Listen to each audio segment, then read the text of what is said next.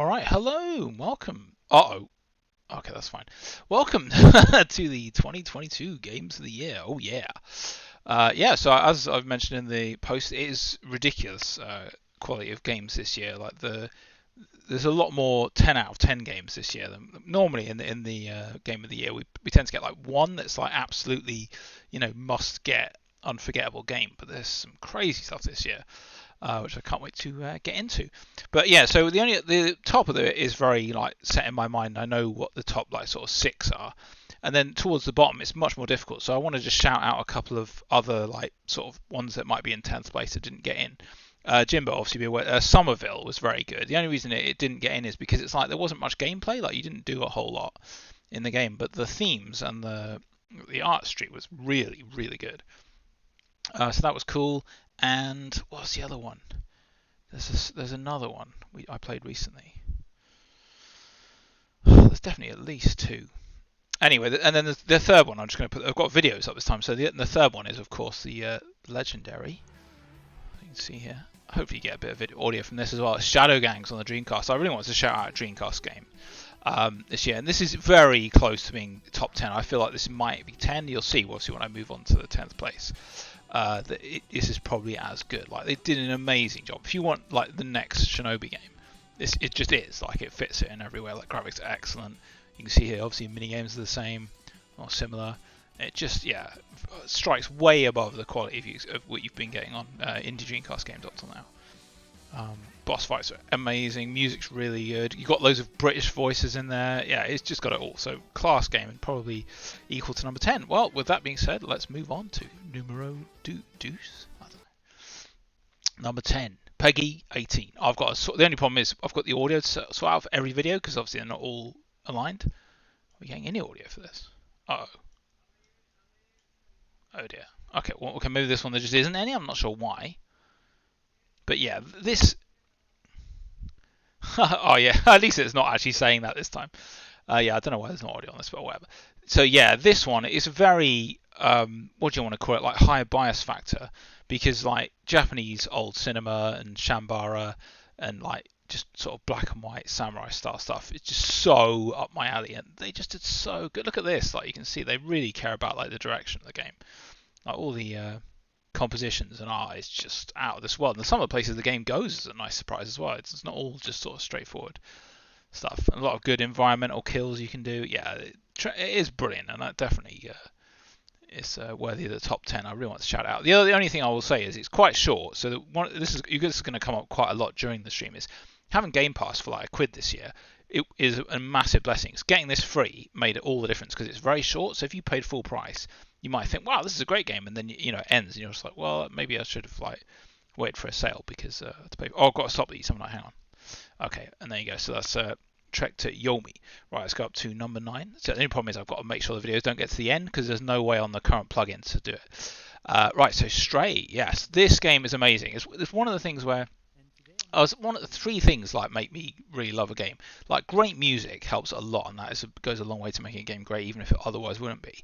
But really good ending, like story-wise, is like killer and can turn a game completely into like a massively good game. And that's what happens here. Like the game in general, the graphics are just absolutely what's the audio? The graphics are astonishing, which is great. I don't want it to drown me out, but at the same time, you want to be able to meow. And like the gameplay is good, but it's nothing like truly special or anything. But the ending is unreal. Like they did such a good job. Like they didn't fall into traps that you might think. Like there's a lot of things obviously they could do when you're playing as a cat to try and like emotionally get you. And don't worry, they don't fall into like the obvious traps of what you would do. But it's still intense as hell and an incredible ending. So yeah, really, really, really good. And especially because I got it like effectively free by getting PlayStation Essentials or whatever that subscription is. So yeah, it was more than worth it. So yeah, strongly recommend it. I mean, the quality of the games here are already really good, so you can obviously expect some good stuff. Right, so let's move on to numero 8ish. Blood and Violence. It must be good. I can't remember what this is. Vampire Survivors. Right, this is the most surprising game on the list. Like I thought, I'm probably not going to like this because everyone's saying it's great, but obviously you can see it. Like I like old graphics, but you only move. There's no like attack button or jump button or anything. And that never changes. Like the only thing you can do is move. But the way you get weapons and you like you can like evolve weapons. There's so really cool secrets in this, like stuff. The game goes to a lot of places you wouldn't expect, and it's just cool difficulty, like which is crazy considering you don't do anything. You can just move. But yeah, and I'm still playing it now. Like, I'm playing this over like Final Fantasy Crisis Core and stuff like that because it's just too addictive. Like people say it a lot and they're not wrong. It just feels it's always fun to play. And yeah, this is all the things you got to unlock. It's like 160. I've probably done 100. And DLC's just come out. And again, this is free on Game Pass. It's the only reason I tried it. But if I hadn't have like tried it, obviously it's one of the best games of the year. Like I was not something I would have paid money for. So yeah, just to at least try games. It's good to have Game Pass just for that as well. Yeah, so it's a big advert for Game Pass. It's not sponsored or anything, but yeah, incredible game. And I've only got it in like the last month, but I've just been playing it like almost every day. All right, so let's move on to the next. Oh God, I've got to just quickly. All right, Peggy 18. This one's great. Another big surprise, and this one came out of Game Pass as well because it's not a game I would even consider normally. Basically, it's like you're on a space station. But the thing of it is, it's like a game, like a board game, basically. Oh, I'm going to be no audio again. Oh. Sorry, I might have to do something about that next year. And you basically, it's like a board game where you roll dice, and it's like you place them to try and influence areas. Like say you want to explore, you want to try and fix a ship, or like interrogate somebody or whatever. You need like good stats and dice to do it. And there's all sorts of things you do, but it's so clever the way it balances things. And like the story is amazing. There's a lot. Oh no. Okay, I thought I was going to head. There's a lot of reading to do. Like you need to. It's like reading a book almost. Like there's tons of story you have to actually read. But yeah, out of nowhere. Not even the sort of game I'd normally consider, but amazingly good. Yeah, you do your like skill tree and everything, but that's not even really that important. Like it's just the you want to see all the stories and like what people end up doing. Yeah, and it keeps unlocking new bits of the ship and things you can do. Oh, I might have botched it there. Anyway, so yeah, Citizen Sleeper, amazing game. Highly recommended. Right, so 7. So is it going to work? Because if it goes after reset, if it goes back. Okay, brilliant. Right, so these are all like excellent. This is like another level up. Like, so this is like 9 out of 10s plus. This game is absolutely phenomenal. Like, this is the story of a man named Stanley. It's the Stanley Parable Ultra Deluxe. Like the Stanley Parable is a game I break out every so often on PC anyway, because it's funny. Like a lot of games have a really hard time doing comedy, but this one just did an amazing job. And this is like, it just sounds like it's going to be like a remaster, but it's not. It's a sequel, but in all but name basically. And it's the stuff you get up to. It's just sort of meta and insane. If you play the first one, you know what to expect. Like from the comedy.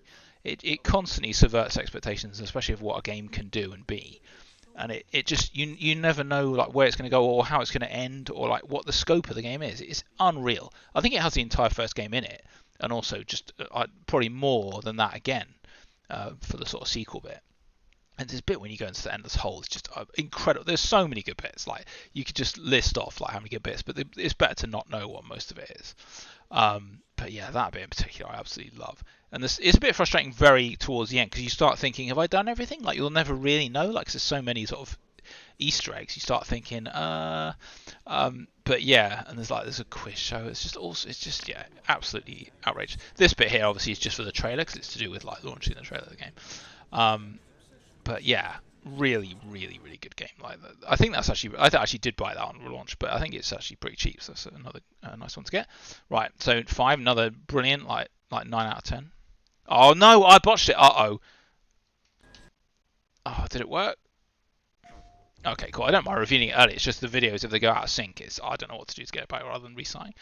Okay, yeah, this is huge, right? So this is a game where like you probably expect in a normal year this might be like second or whatever, but there was just some unreal level of quality games coming up. Yeah, all of the games after this are 10 out of 10 like must buys, which is like having 4 of them in 1 year is crazy. So yeah, obviously Horizon Forbidden West, there's not much more that needs to be said like how good it is. All right, dude, how's it going? Just doing me game of the year. How you doing, dude? Good to see you. I wonder where Steve is. Anyway, yeah. So we're up to number 5 here. We've got Horizon Forbidden West, which is like saying, yeah, like, oh, Merry Christmas, dude. Yeah, I hope you're doing all right. Yeah, I haven't been doing some masters and stuff for a bit, but I've got to get back to it. But yeah, we've been doing a little bit more mod stuff. But yeah, yeah. So what can I say? Like, they did such a good job with all the side activities you can do, and like how deep the side quests were in this. One of the things I really like about this game so much is it feels like, and it's another one, same as God of War, where it feels like the criticism people had of the first one, they didn't just sort of pay lip service to that. They leaned hard into fixing those. So all the like character interactions and their like animations out for the NPCs, which kind of average in the first game, in this they're some of the best draws. Like meeting new characters and just seeing what their story is going to be is amazing. That's like one of the key elements. And what was the other one? There was some other thing. It's not bosses. It's not. I guess you can swim in that. There's one other specific thing I can't remember. People didn't like with it. In this one, it is awesome. Can't remember, but anyway, yeah, they basically fixed everything you would want, and it was already amazing. I guess the only thing I would say as a downer for this is the beginning. Like when you go for the first bit, when you're in the chain scrape, is it? It feels like, oh, this is basically just Horizon again. Like it's not really that exciting. But as soon as you get out of that, it's like, oh, okay, wow, this is going to be amazing. You also get the glider that's in the trailer. This bit in Las Vegas is unreal. That's amazing. That's just a side story. You don't even have to do it. That's amazing. Yeah, and the side characters you get, like that, you can do their stories, like in Mass Effect. That's really cool. Yeah, look at this. The solar tower is good. Obviously, the climbing is really cool now. Did you even have that in the first one? No, I don't think so. So yeah, it's incredible. And San Francisco is probably the best bit. And there's some really cool story elements, intense towards the end. I love Silence D. So good in this one. Yeah, so absolutely kicks ass. The arena's really good. The one thing as well that's just crazy is there's a ludicrous amount of machines in this one. Like in the first one there's a lot, but in this it's not. It might be like 3 times as many. It's just stupid how many there is. And obviously the DLC's out soon, so that's gonna be good. Make sure I stop that. So yeah, the mammoth's good. Although one thing, I don't know, Jimbo, if you saw this, in the original trailer you have like the mammoth is trying to kill that bald guy you start with. Not Silence, I can't remember the guy's name. And I didn't see that in the game. I don't think that happens unless it's a side quest I haven't seen. So that was weird. I guess they cut that bit. Right, I've got to do this quickly. So okay, so all 4 of these are like 10 out of 10 games. These are usually the games that would be at number 1 in the list in our other years. So this has been a crazy year. Right, see if I can do this in the right timing. Cool, Peggy 16. Yeah, this is probably a load of people's number 1. This is outrageously good game. And another one where at the beginning I thought, oh, it's actually not that great. And it's so funny. I was thinking, oh, I've probably done like a first like quarter of the game, and it's just not that brilliant. That was probably about the first like 2% of the game. This is one of the biggest games, like to an absolutely ridiculous extent. Like I haven't done everything in the game, but I've done like a hell of a lot, and it just feels like it goes on and on and on. Like there's so many side bits where you just like you think, oh, this is a little dungeon where I'll just go down like a couple of floors and beat some enemies, and it's just like almost like an entire city underground. It's just unreal. The size of the map in this game, how it keeps expanding, you just think this isn't never going to end, is it? And obviously the boss fights are incredible. The amount of really interesting and unique skills and equipment you get is crazily good. Yeah, this is head and shoulders above every other Dark Souls game in Sekiro. It is absolutely mind-blowing how they did everything. I'm trying to think what else is going on in this. Not much music that I cared about, but quite often that's the case with like Dark Souls games. Yeah, the underground's good. They even have some good, like, nice graphics as well. Most of the time in these games it's all like browns and greens and that, but they have some cool bits. And there's quite a few different ways you can go for the ending, like and do different, people's stories. Obviously some of them are bad, like they are in all the other Dark Souls games. Yeah, that guy sucks. It's like a really early boss that stops everybody because he's really powerful. But yeah, okay, I was about to cut that off before it gets to the end. So yeah, that is the worst boss in history. I wasn't able to beat her, but so it's just an extra boss. And one of the bits that specifically I wanted to call out in this game that is just the most feeling of adventure I've kind of ever felt in a game, or certainly for like a decade, is when you get there's this like you get half of a talisman. You think, oh cool, I found a secret item, and then much later I went to this castle in the middle of nowhere, and it's like, oh, the main treasure was this other half of the talisman. Oh cool, and you go back to this other bit, get teleported to this weird world. It's like nothing you've seen before. You have to like transfer between dimensions. And then there's that. Then you get beyond that, and there's obviously a boss. Then you go to this like massive tree that's like absolutely gigantic on like the branches. You go down that for ages. There's tons of enemies. That was like one of the best dungeons in the game. Then you go out of that. You're in this like toxic area. Then you go down some more. It's like this is all side quests. It's like one thing. You just think this is endless. And then you get to the very end, and then obviously you have to fight her, and it's just that's completely impossible. But yeah, that whole section is it might be the greatest gaming.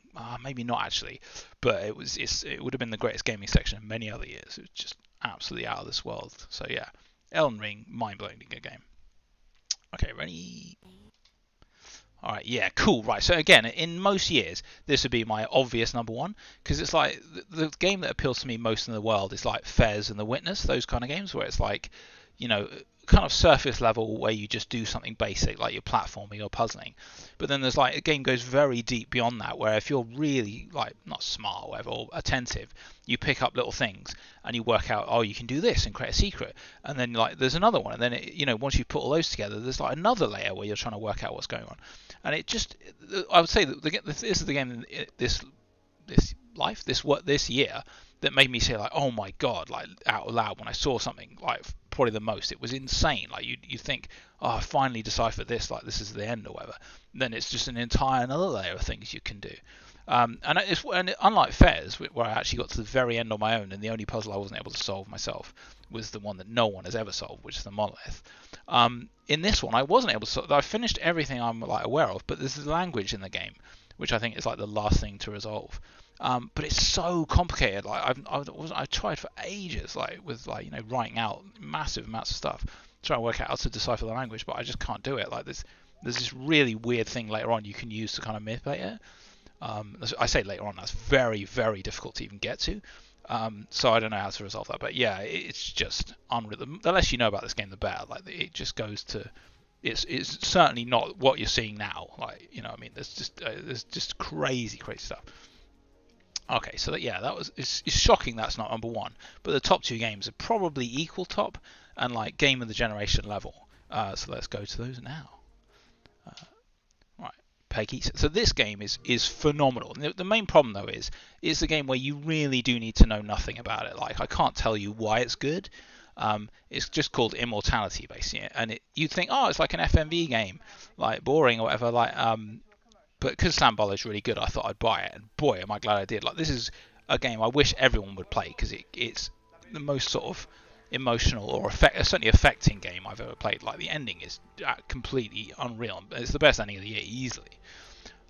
So all you do is you have these like films where you have a very few clips at the start, and you go through the clips, and you can play them, and you can rewind them, and you can like forewind them, and then you can like skip to the next one. And you can use this thing where it's like if you see an object, like say if you saw a tape recorder, you click on it and it will go to another clip that has a tape recorder in it. So it's like, okay, so I can explore the films or whatever. But I can't say more than that. But it is insane the amount of kick-ass stuff that you see in this, and it's the most gripping game easily.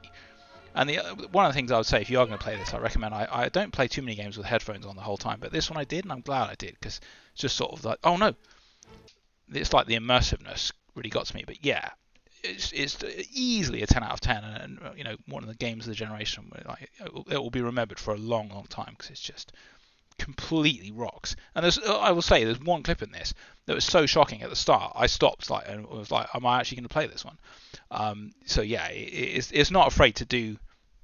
It's not afraid to do things in games that are like taboo and just like really, I'd say not necessarily messed up, but well maybe yeah.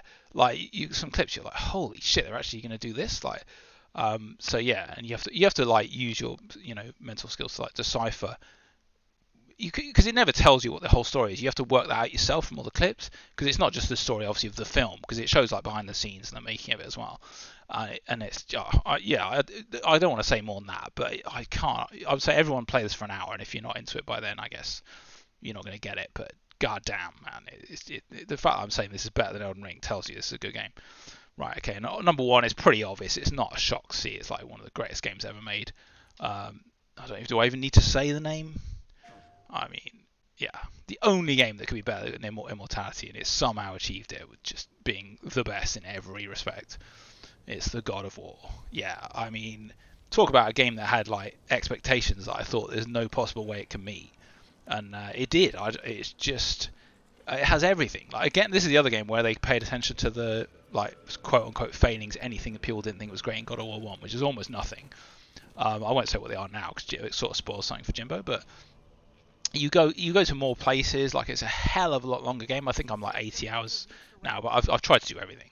And I don't know, the like relationships in the game, the emotional intensity, like two of the greatest boss fights I've ever played. Like Act 2 has just stuff that I actually like shout at the screen on one of them. It's just crazy how good it is. and yeah, all the skills you get, like the arenas, like I mean, and it does loads of cool things that makes it more interesting than God of War One, like a lot of verticality and stuff like that during combat, and like explosive things and just an endless amount of speech, loads of cool things he's talking about, like when he was from the old God of War. Yeah, absurdly, and the ending is mind-blowingly good as well. And again, it's like a one-two punch at the end of the game, where you might think I suppose another aspect of it is so often you'll like go off. Oh, let's do it. We've done this bit right. We're going to go off on another mission to do X or find X or whatever, and you think if you have like a very simple brain, you'd be like, oh, I guess they'll just go and get that and come back to base. But if you're like someone who's played a lot of games, you might think, oh, I wonder if like this person will intervene or like will go wrong. But it always like wrong fits you, even to that extent where you might try and second guess what might happen, but it won't be either of those things. It will be something else will happen to you. And that happens over and over again. It just always surprises you with cool stuff. And there's one really cool post-game quest which is kind of, I don't know, obviously I don't want to spoil it, but I don't even really know how to finish it or how it works. Um, yeah, the ending does everything right as well. Phenomenal game, and there's no way you should. If you got a PS4 or 5, you must play this game. It's crazy how good it is. So yeah, I don't really know what to say. It's one of the greatest games ever made. So yeah, so that's all of. How's this going to work? So if I move to this. Right, and then we've got what we normally call the where's Steve at? What we normally call the El Shaddai Award, which is like game from a prior year that I played that is like, what the hell? How come no one's heard about this and we didn't play it before? Because it's like insanely good and one of the greatest games of the generation. And this year it goes to hang on, it's after this. So yeah, I only put games in the top 10 if I've actually completed them. So there's obviously some games that could be really good, but I've only played a little bit, so there's no point in putting it in there. So Callisto Protocol, obviously you've seen it on stream, we played 2 bits of that, and incredible and has every chance of being a Dead Space. It's almost certain it would be in Game of the Year. Crisis Core is good, but at the same time it is obviously just a PSP game. So compared to Remake, I'm finding it like a bit hard going, but it's well done. Stranger Paradise is really cool, way better than it needs to be, like a sort of Dark Souls Final Fantasy, and the combat and like is really difficult, like Dark Souls, and the jobs thing is really well done as well, fantastic. So I think I'm probably most of the way through that. A really cool game. And then Midnight Fight Express, it's insane we haven't streamed that yet. I keep meaning to. We played the demo and the first level, and it's just kick-ass. It's like Hotline Miami in 3D. So yeah, hopefully play in the new year. I can't believe I haven't yet. Okay, so now the bit I just talked about. So the the El Shaddai Award goes to it's No Straight Roads, which is a game which we'll talk about Road 96 in a minute. But No Straight Roads is a game which the only reason I played it is because I'm listening to like game music on Spotify and it just shuffles it, and then need a bit of a drink. Hang on, John. And like a track came on from this game, and I was like, holy shit, that's better than basically all the music in games today. Like, that's really cool. I want to play this game. So, because it was cheap, because again, no one's heard of it, and it was on PS4, I bought it. And like, I guess the accolade I would say is that track, which I thought was like, oh my god, it's one of the best. That's not even in my top 3 tracks for this game. Like, the music throughout is unreal, and I always listen to it. It's just the greatest like soundtrack of the last generation. But also, the whole thing is, it's like it said it was a rhythm game, and I thought, well, that's not great. But it's not that. It's like it's like a boss rush game basically. You go through a short level, and then the boss. The thing, I'll tell you about this gameplay first. When you get to the boss, it's like the music influences what happens, so it might cast like an area attack you have to jump over when it does like a drum or whatever. Or if the piano one is amazing, if the piano goes off, like those keys will come at you. So it is based on a rhythm thing, but it's an action game where you're running around and like trying to attack them and stuff. And then what was I going to say? Yeah, the thing that really it was just so intense, like because the music's so good, I guess they don't spend much time between missions, like sort of talking about the world and the bosses. They do a bit. It's like a political thing where there's like evil entities taking over, but it has such a like MSR, NSR, No Straight Roads, but it's but they managed to build up the bosses to be so like formidable and intense. You think, holy crap, when you run into one. I don't know why. It takes hardly any effort from them to do that. But you just think, oh my god, is this even going to be possible? Like all the time for the bosses. I think it's like the second, third, and fourth and fifth bosses are unreal and some of the best ever. And the fifth one Eve is like one of the greatest levels in video game history, like from front to back. Like the other levels, the actual level of it is quite short and kind of not that interesting. And then the boss just is insanely good. But that level with Eve, everything about it is just absolutely kick ass and just takes your breath away how good it is. And then the last level is just quite average. Like I guess they ran out of money or time, or whatever. Like the last level, you'd sort of hope maybe all the themes and bosses would come back, and it would just be an amazing medley. But it absolutely is not that, and just is kind of like not really very good at all. But the other thing I forgot to mention is the gameplay. Basically, is like the enemy is like rock music, and they do a rock version of the track when you get into the boss fight, and the better you're doing, the more it turns into like EDM. So and it has those like mixes of it as well between, like, and you can sort of select music at the start of the stage. But it's such a cool design. Like both track versions they have for the song are amazing, and when they're like mixing and that, it's also amazing. It's just yeah, this game came out absolutely nowhere. It's made in Malaysia, and it's insane, like absolute 10 out of 10, and it's one of the greatest games on the PS4. It's insane how that game, no one's heard of it. And then the other game, yeah, so the Road 96, I wanted to put on because that was supposed to be on my top 10 because it's actually really, really good. But for some reason, it came out at the end of 2021, and I only played it this year. Yeah, Road 96, it's sort of hard to explain. It's a game where you get like 6 or 7 random characters, and they're trying to travel to the border to get away from this country. I guess it's like Mexico or America or whatever, where the government, it looks like it's going bad, so you want to try and get out of there, and you're on the road all the time. But the soundtrack to that game is unreal and insanely good. I bought the soundtrack, so I just listened to that. I'd love to put that on now actually, but basically the game is like a series of randomized, like they're not all randomized, but vignettes where you go in and you have to like spy on someone for the police, but you can always make decisions. And the good thing about it is decisions actually do mean something. Like your character can die quite easily if you do something wrong, or one of the other characters even can die or get imprisoned. So I love the meaningfulness of the decisions you make, and some of them are like moral stuff where it's like you're helping the cops to like arrest some cool dude. Um, but yeah, the music and the way the vignettes are handled, you just think, oh, I can't wait to see the next one. Like they really hit home. They don't all relate either. Some of them are quite different. Like you're doing a puzzle in one of them, or one of them you're just sort of using a camera, or you have to drive a car, or whatever. Yeah, it's crazy how good that is. And there's another game where I thought, oh, I'm never going to play this, and it just came up on Game Pass. I thought, oh, I might as well. I'm so glad I did. Like, seems like half of this list is coming out of Game Pass. So yeah, it's so nice to be able to just play games you don't necessarily have faith in, and then find out they're amazing. So yeah, so that truly is the end of the game of the year. But yeah, what a year! I mean, yeah, top four there are just crazy. Like that's Elden Ring in most years would obviously be number one. It just didn't even have a chance. So yeah, that is your game of the year for the year, John. All right, dude. So yeah, thanks for being here, and I guess we'll hope for more great stuff in 2023. Jeez, it feels like we're even more in the future. Right. Okay. Right. Thanks all for watching, and we'll catch you next time on Channel Icon.